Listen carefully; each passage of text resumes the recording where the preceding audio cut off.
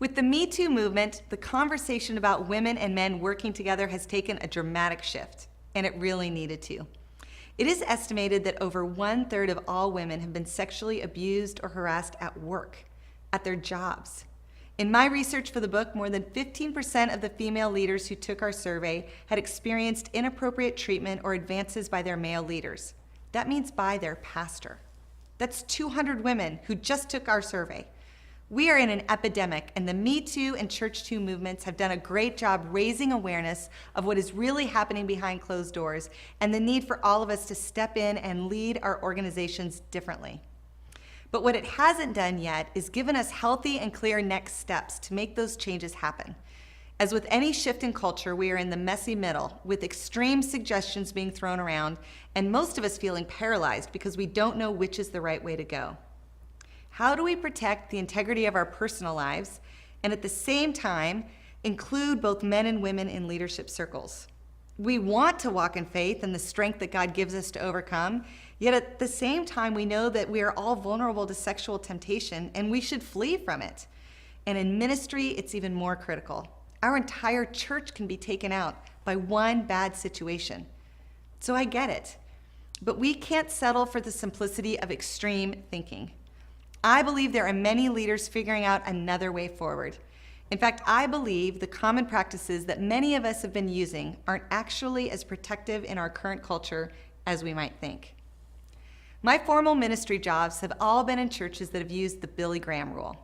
These are a series of guidelines based off Billy Graham's early evangelistic ministry in the 1940s.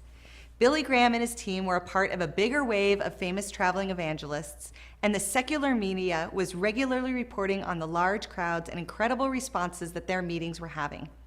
The problem is that with the media attention came a lot more scrutiny, and many of the other evangelists were discovered to be inflating their reported attendance numbers, collecting huge offerings from the attendees, and having sexual affairs as they traveled from city to city.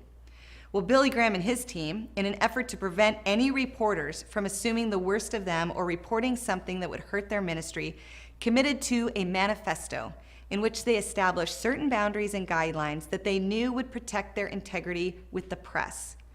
There were actually 4 topics of the manifesto, as outlined in Billy Graham's autobiography. Number 1, how they handled their finances, including not manipulating people's emotions for financial gain. They decided to always do all of their fundraising before coming to a community so that they would never be tempted to have a conflict of interest. Number 2, how they reported what God was doing, including making sure they never inflated their attendance numbers to be impressive or attract other people. Number 3, they committed to only working in a way that upheld the local church. Other evangelists were pulling people and money from local churches, but Billy Graham and his team wanted to make sure they always partnered with local churches to add to the work that they were doing in a community and never distract from it. And finally, number 4, they felt convicted for no one ever to be seen in public alone with a woman, so that someone from the media couldn't photograph them or assume that they were having an affair. Now, I love these practices. I actually wish pastors would commit to all 4 of these, not just the last one. I've personally led in several ministry settings in which this Billy Graham rule, as it's become known, is in effect. And I am thankful to say that I think this guideline has been very helpful in creating an environment for me to lead with teams of mostly men in which I did not fall victim to any overtly abusive or harassing behavior. Now, I'll admit there have been some awkward moments and uncomfortable misunderstandings, but openly talking about appropriate boundaries and having specific guidelines given to us as staff kept us all aware of the dangers and to be on guard against temptation. It was very helpful. But the downside is that teams aren't mechanical. We operate based on relationships and trust, especially in a church community. Think about it. If you were to give advice to an up-and-coming leader on how to grow and learn to be better, you'd probably recommend building relationships with other people on their team.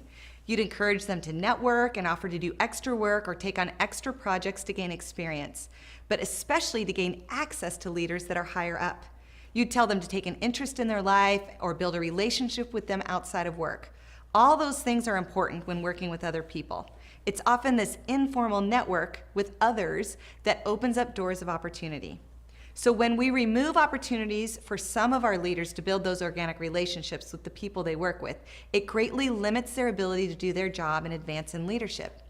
It would be the same for any other minority. What if a senior leader of a church would never meet alone with any leader of the team who is either Black or Hispanic or in a wheelchair? It feels weird, right? Plus, it would be so limiting to those staff members who need direct access to their leader. I actually think that in today's culture, the Billy Graham rule doesn't go far enough. We live in an LGBTQ culture. A male senior pastor traveling alone with a male seminary intern is no longer considered above reproach. Even though we've relied on gender-based discipleship for decades, I think it's pretty clear that men only ministering to men and women only ministering to women is not a guarantee of sexual purity. In addition, our ways of communicating and connecting is completely different than it was in 1948. When Billy Graham was on the road, he may or may not have access to a telephone to call his wife every night in the hotels they stayed in. Today, we have constant access to one another. In the last 2 churches I've worked with who have had a moral failure on their staff, both situations involved secret email and social media accounts in which affairs were initiated. These people never met for dinner or rode alone in a car together. I actually think it's time we rethink these important yet outdated safety practices. One important leadership development principle is to always take someone with you. The idea is that you go about doing your work. When you do that, bring along someone to watch and learn from you. So if you are going to visit someone in the hospital, take a younger leader along and let them watch and ask you questions. It uses your time effectively and builds them up at the same time. But I want to challenge you to expand that principle to fit today's culture. Instead of always taking someone with you, always take 2. It can be a male and a female, 2 guys, or a guy and a girl. But by adding a 3rd person, we get a win-win. Your integrity is protected, and we don't have to leave anyone out of learning from you simply because of their gender.